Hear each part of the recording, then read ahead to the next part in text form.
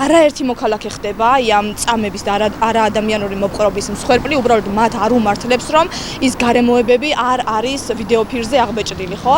აგერ დაახლოებით 3 თვის წინ ქალაქ გორში ლუკა თოფჩიშვილი, თუ სწორად მახსოვს სახელი და გვარი, ზუსტად ანალოგიურ სიტუაციაში მოხვდა, რაშიც ვახოფიცხელაური მოხვდა ლუკამდე და ახლა უკვე პაპუნა არის, მაგრამ არც ლუკას შემთხვევაში და არც ვახოფიცხელაურის შემთხვევაში არც ერთი პოლიციელი, არც ერთი მოძალადე, არც ერთი კრიმინალი არ ყოფილა დასჯილი და შესაბამისად აი ამ დაუსჯელობის სინდრომით წახალისებულებმა გააკეთეს ის სიცხოველე ვანდალიზმი არ ვიცი შეფასებებში მიჭირს უკვე, რაც იხილა სრულიად საზოგადოებამ.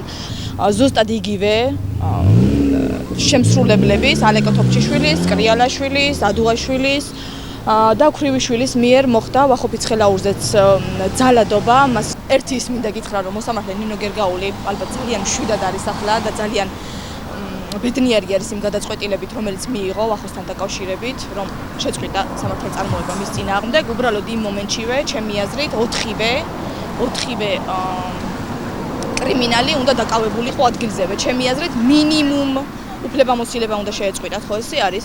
მათთვის რომ უფლებამოსილება შეეწყვიტათ, დღეს ამ სიველურეს არ ვნახავდით და მოქალაქე პაპუნა ლოცულაშვილი იქნებოდა დაცული, ჩემი აზრით და იქნებოდა უსაფრთხოდ მინიმუმ მათთვის რომ შეეწყვიტათ უფლებამოსილება.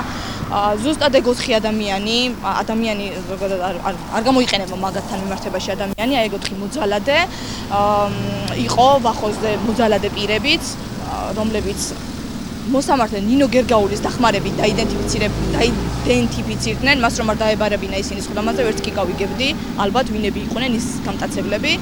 და ჩვენ მქონდა საშუალება უნდა მიგვემართა გენინსპექციისთვის ან რაც ნებისმიერი უწყებისთვის იმ მომენტშივე რომ მინიმუმ უფლებამოსილება შეჩერებოდათ, თუმცა სისტემის ფარგლებში რა თქმა უნდა არ მქონია არანაირი მოლოდინი. უბრალოდ კარგი ის არის რომ წამებას და ადამიანურ მოპყრობას არ აქვს ხანდაზმულობა.